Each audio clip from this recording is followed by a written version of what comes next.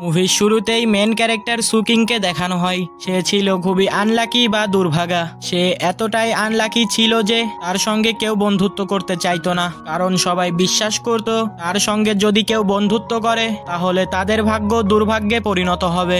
দুর্ভাগা সুকিং এর জন্মের কিছুক্ষণ পরেই তার মা মারা যায় এবং তার বাবা সবসময় জুয়া খেলতো, কিন্তু সে কোনোদিনই জুয়াতে জিততে পারতো না। একদিন সুকিং তার বাবাকে জুয়াতে হেল্প করে। সাহায্য করার কারণে জীবনে প্রথমবার সুকিং এর বাবা জুয়াতে জিতে যায়, যে তার আনন্দে সে সেখানে স্ট্রোক করে মারা যায়। বর্তমানে সুকিং এর আপন বলতে রয়েছে তার একমাত্র বড় ভাই, যেও এখন ক্যান্সারে আক্রান্ত হয়ে হসপিটালে ভর্তি আছে।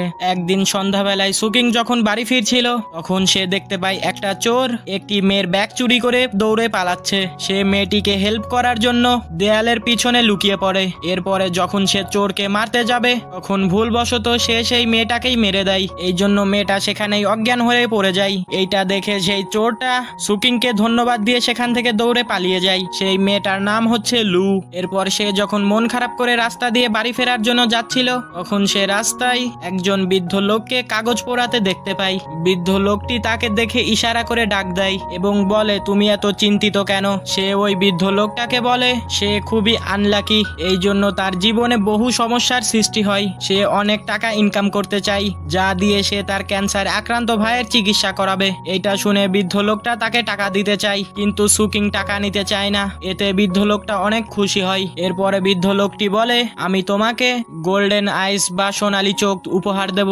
এইটা আসলে একটা অলৌকিক শক্তি। এই শক্তির মাধ্যমে তুমি যা কিছু ভেদ করে ভেতরের জিনিসটাকে দেখতে পাবে। এই সুপার পাওয়ারের আবার একটি শর্ত আছে। এই সুপার পাওয়ারটা তুমি কোনো খারাপ কাজে ব্যবহার করতে পারবে না। যদি কোনো খারাপ কাজে ব্যবহার করে তাহলে তুমি ধ্বংস হয়ে যাবে। পরবর্তী সিনে আমরা দেখতে পাই অনেক পুরনো মহামূল্যবান একটা ড্রাগনের স্ট্যাম্প, যেটার আজকে নিলাম হওয়ার কথা ছিল। সেখানে একটি মেয়ে ওই স্ট্যাম্পটাকে চুরি করে সেখানে এক্সচেঞ্জ করে একটা নকল স্ট্যাম্প লাগিয়ে দেয়, কিন্তু মেয়েটা সিকিউরিটির কারণে স্ট্যাম্পটা বাইরে নিয়ে যেতে পারে না। তখনই সেই মেয়েটা স্ট্যাম্পটাকে একটা বইয়ের ভেতরে রেখে টেবিলের নিচে বইটাকে আঠা দিয়ে ভালো করে আটকে দেয়, কিন্তু তখনই মেয়েটা যখন চলে যায় সেখান থেকে বইটা অটোমেটিক নিচে পড়ে যায়। তখনই সেখানে রুম পরিষ্কার করার লোক এসে বইটাকে ময়লার ঝুড়িতে করে বাইরে নিয়ে চলে যায়। পরের দিন সকালে সুকিং ঘুম থেকে উঠে দেখে সে সারা রাত রাস্তার মাঝেই শুয়েছিল।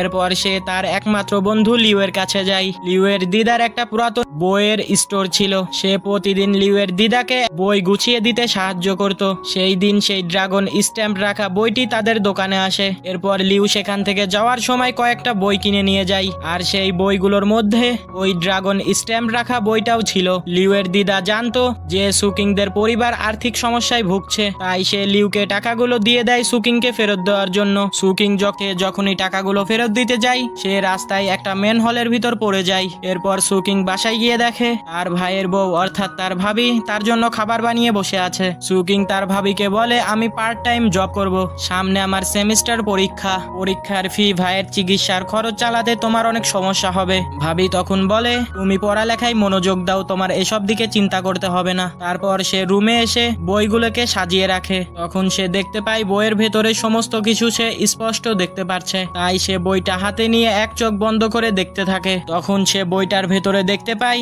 বইটার ভেতরে একটা ড্রাগনের স্ট্যাম্প রয়েছে। বইটা খুলে সে স্ট্যাম্পটাকে বের করে। সে বুঝতে পারে গতকাল ওই বৃদ্ধ লোকটি সে সত্যিই বলেছিল তাকে সে একটা অলৌকিক শক্তি দান করেছে। তাই সে প্রচন্ড খুশি হয়ে ব্যালকনিতে গিয়ে চিৎকার করতে থাকে। এরপর সে তার বন্ধু লিউকে বলে সে একটা পুরনো মূল্যবান ড্রাগনের স্ট্যাম্প পেয়েছে। এইটা শুনে লিউ তাকে নিয়ে বিনের কাছে আসে। তারা লিউকে বলে তারা এই স্ট্যাম্পটা বইয়ের মধ্যে খুঁজে পেয়েছে। বিন স্ট্যাম্পটা দেখে অবাক হয়ে যায়, কারণ সে নিলামে এই স্ট্যাম্প 8 কোটি টাকা দিয়ে কিনেছে। এরপর সে স্ট্যাম্পটা ভালো করে পরীক্ষা করে দেখতে পায় এই স্ট্যাম্পটাই আসল এবং তার কাছে যেটা আছে সেটা নকল। বিন সুকিংকে জিজ্ঞেস করে এইটা তুমি কয় টাকা হলে বেচবে? সুকিং বলে 4000 টাকা। এইটা শুনে বিন হাসতে থাকে। সে তাদেরকে 4 লক্ষ টাকা দিয়ে দেয় এবং সে সুকিংকে বলে তুমি খুব ভাগ্যবান, তুমি চাইলে আগামী সপ্তাহে ইউয়ান শহরে একটি পাথরের নিলাম হবে, তুমি চাইলে আমার সঙ্গে সেখানে যেতে পারো। সেখানে গেলে কিছু টাকাও ইনকাম করতে পারবে। ইউনানের পাথরের ভেতর এমন একটা জিনিস পাওয়া যায় হীরা বা ডায়মন্ডের চেয়েও দামি হয়। সেখানে অনেকগুলো পাথর রাখা থাকে। এর ভেতর থেকে অনেকগুলো পাথরের মধ্যে থেকে একটা পাথরকে খুঁজে বের করতে হয়,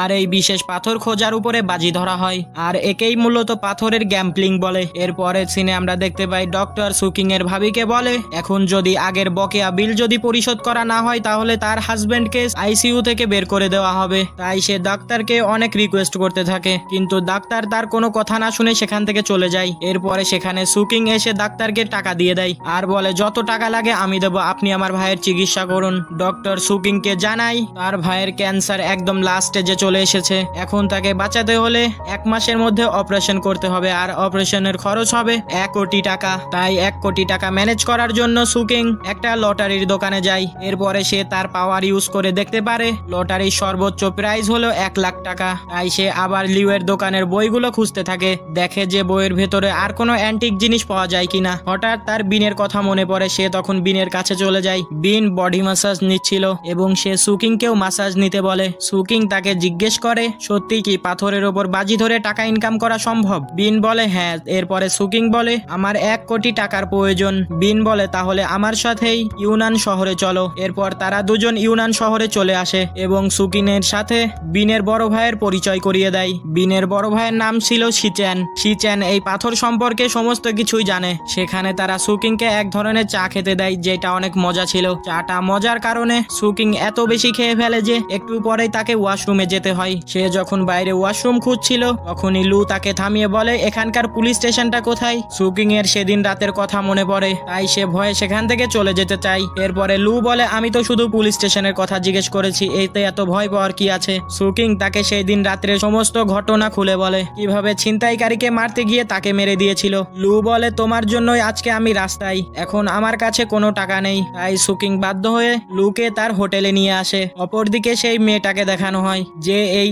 স্ট্যাম্পটা চুরি করেছিল। সে এখন জানতে পেরেছে যে সুকিং স্ট্যাম্পটা বিক্রি করেছে, তাই তারা তাকে খুঁজতে থাকে। এরপর শিচ্যান তাদেরকে পাথরের মার্কেটে নিয়ে আসে এবং তাদেরকে শেখায় যে কিভাবে মূল্যবান পাথর খুঁজে বের করতে হয়। বিন সুকিংকে বলে তুমি একটি পাথর বাছাই করো, আমি তো 3টি পাথর কেটেছি কিন্তু কিছুই পাইনি। তখন সে তার পাওয়ার ইউজ করে একটা পাথরের মধ্যে সেই মূল্যবান জেড দেখতে পায় এবং বিনকে বলে আমাদের এইখান থেকে পাথর কেনা উচিত, কিন্তু শিচ্যান বলে না, চলো আমরা অন্য শপে যাব। আসলে এই শপটি ছিল জুনের। জুন হচ্ছে শিচ্যানের শত্রু। জুন শিচ্যানকে দেখে পাথরের দাম 3000 থেকে 30,000 করে দেয়, কিন্তু এরপরেও বিন সেখান থেকে সেই 30,000 টাকা দিয়েই পাথরটাকে কিনে নেয় এবং পাথরটা কাটার পরে দেখতে পাই তার মধ্যে রয়েছে সেই মূল্যবান জেড। এটা দেখে জুন বলে এই পাথরটা বিক্রি করব না। আসলে জুন এইভাবে সহজ সরল মানুষদেরকে ঠকায়। তখন শিচ্যান এবং জুন মিলে ঝগড়া শুরু হয়ে যায়। জুন শিচ্যানকে চ্যালেঞ্জ করে সে তাকে গ্ল্যাম্পলিং এ হারাবে। তারাও চ্যালেঞ্জটাকে অ্যাকসেপ্ট করে নেয়। তারা তখন সেখান থেকে জেটটা নিয়ে চলে যায়।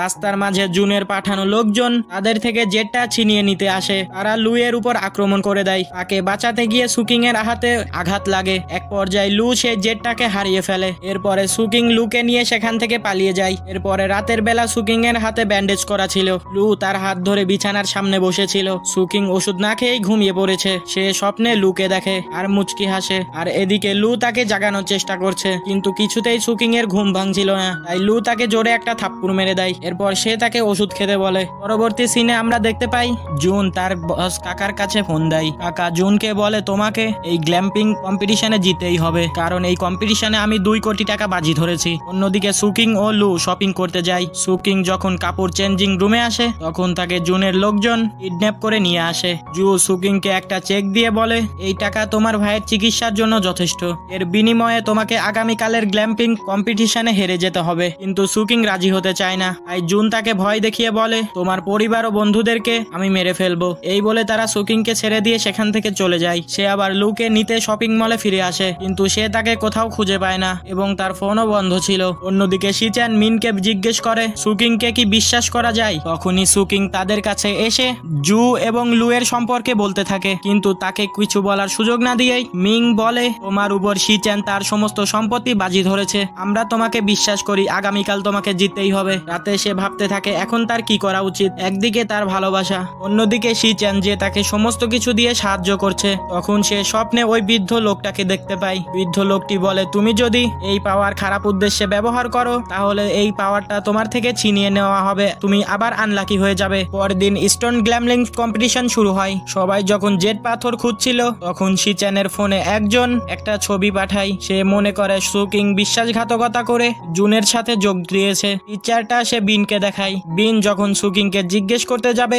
তখনই সুকিং সেখানে একটা দামি জেট পাথর দেখতে পায় এবং তার পাওয়ার ব্যবহার করে বুঝতে পারে এইটাই হচ্ছে পৃথিবীর সবথেকে দামি পাথর। সেই সময় সেখানে লু ফিরে আসে। তাকে সুকিং জিজ্ঞেস করে, তুমি কোথায় গিয়েছিলে? লু বলে, গতকাল তোমাকে খুঁজতে গিয়ে আমি একটা বাসে উঠে ফেলেছিলাম। বাসের মধ্যে ঘুমানোর কারণে আমাকে লাস্ট স্টপে নিয়ে নামিয়ে দিয়েছে, তাই এখানে আসতে আমার অনেক দেরি হয়ে গেছে। এরপর তারা আবারও পাথর সংগ্রহ করতে শুরু করে। এরপর গেমের টাইম শেষ হয়ে যায়। প্রথমে জুনের সংগ্রহিত পাথরগুলো কাটা হয়। তার প্রত্যেকটা পাথরের মধ্যে খুবই দামি এবং মূল্যবান রেয়ার জেড ছিল। এতে শিচ্যান চিন্তিত হয়ে পড়ে। এরপর সুকিংদের মাত্র একটি পাথর কেটেই একটি গ্রিন কালারের জেড বেরিয়ে আসে, যেটা হচ্ছে পৃথিবীর সব থেকে দামি জেড। এরপরে সুকিং সেই স্টোন গ্ল্যাম্বলিং কম্পিটিশনটা জিতে যায়। সন্ধ্যায় সুকিং একটা ব্রেসলেট লুকে উপহার দেয়। এতে লু প্রচন্ড খুশি হয়ে তাকে জড়িয়ে ধরে। অন্যদিকে জুন তার বস কাকার সঙ্গে ভিডিও কলে কথা বলছিল। কম্পিটিশনে হেরে যাওয়ায় জুন তার কাছে ক্ষমা চায় এবং বলে, আমি সবকিছু ঠিক করে দেব, আর তুমি এই কম্পিটিশনে যে টাকা হারিয়েছো এর পরের বার সুদে আসলে সমস্ত কিছু ফিরিয়ে দেব। কাকা জুনকে শেষবারের মতন একটা সুযোগ দেয়। পরবর্তী সিনে আমরা দেখতে পাই সুকিং এর গ্রিন জেডের নিলামি হচ্ছে। তাদের জেডটি চড়া দামে বিক্রি হয়। তখন বিন স্টেজে এসে বলে, আমার কাছে দুটো ড্রাগন স্ট্যাম্প আছে, এর মধ্যে থেকে একটা আসল এবং একটা নকল। সে নকল স্ট্যাম্পটি ছিঁড়ে ফেলে এবং আসল স্ট্যাম্পটা সুকিংকে গিফট করে। রাতে তারা সবাই পার্টি করছিল। তখন কাকার গুন্ডারা বিনকে কিডন্যাপ করে। সুকিং এবং তার বন্ধুরা কি করবে বুঝতে পারে না। তখন কাকা ফোন করে বলে, বিনকে ছাড়াতে হলে তোমার কাছে থাকা ড্রাগন স্ট্যাম্পটি দিতে হবে। তখন জুন তার বসের কাছে এসে বলে, আপনি আমাকে ক্ষমা করে দিন, আমি যে আপনার 2 কোটি টাকা হারিয়েছি সেটা শুধু শিচ্যানের জন্য, আমি আপনাকে সমস্ত টাকা ফিরিয়ে দেব। জুন আলো বলে, এই ড্রাগন স্ট্যাম্পে একটি গুপ্তধনের নকশা আছে, আর এই জায়গায় আপনি যেতে পারবেন না। কাকা বুঝতে পারে জুন তাকে ঠকানোর চেষ্টা করছে। আসলে জুন স্ট্যাম্পটি তার থেকে হাতিয়ে নিতে চাচ্ছিল, তাই সে জুনকে মেরে ফেলে। অন্যদিকে সুকিং, শিচ্যান আর লু বিনকে বাঁচাতে কাকার আস্তানায় চলে আসে। তারা এসে দেখতে পায় বিনকে একটা খাঁচায় বন্দি করে রাখা হয়েছে, আর খাঁচার উপরে একটা টাইম বম সেট করে রেখেছে। তাই সুকিং তার সুপার পাওয়ার ইউজ করে টাইম বমের পাওয়ার সাপ্লাই কোথায় সেটা দেখার চেষ্টা করে। তখনই কাকা চলে এসে তাদেরকে ধরে ফেলে। তাদের উপর গান পয়েন্ট করে ড্রাগন স্ট্যাম্পটা দিতে বলে। সুকিং তাকে স্ট্যাম্পটা দিয়ে দেয় এবং বলে বিনকে ছেড়ে দিতে, কিন্তু সে না করে। তখনই লু তার ব্রেসলেটটা খুলে কাকার মনোযোগ নষ্ট করে। তখনই শিচ্যান গিয়ে তার গানটা তার কাছ থেকে কেড়ে নেয়। এরপর পুলিশ চলে এসে তাদেরকে সেখান থেকে উদ্ধার করে। এরপর দেখা যায় সুকিং আবার সেই বৃদ্ধ লোককে স্বপ্নে দেখে। বৃদ্ধ লোকটি সুকিংকে বলে, তুমি তোমার সুপার পাওয়ার ভালো কাজে ব্যবহার করেছো, এই জন্য আমি খুশি হয়ে তোমাকে উপহার স্বরূপ আরো একটা সুপার পাওয়ার দিতে চাই। এখন থেকে তুমি মানুষের অতীত, বর্তমান, ভবিষ্যৎও দেখতে পারবে। এরপর সুকিং লুকে প্রপোজ করে। অবশেষে বিন, শিচ্যান, লু সবাই খুশিতে একসাথে সেলিব্রেট করে। আর এর মধ্যে দিয়েই মুভিটা শেষ হয়ে যায়। তো বন্ধুরা, কেমন লাগলো এই মুভিটা যদি ভালো লেগে থাকে চ্যানেলটাকে সাবস্ক্রাইব করে রাখতে পারো। আর কোন ধরনের মুভি দেখতে চাও কমেন্টে জানাতে পারো। আজকের জন্য বিদায় নিচ্ছি। আসসালামু আলাইকুম।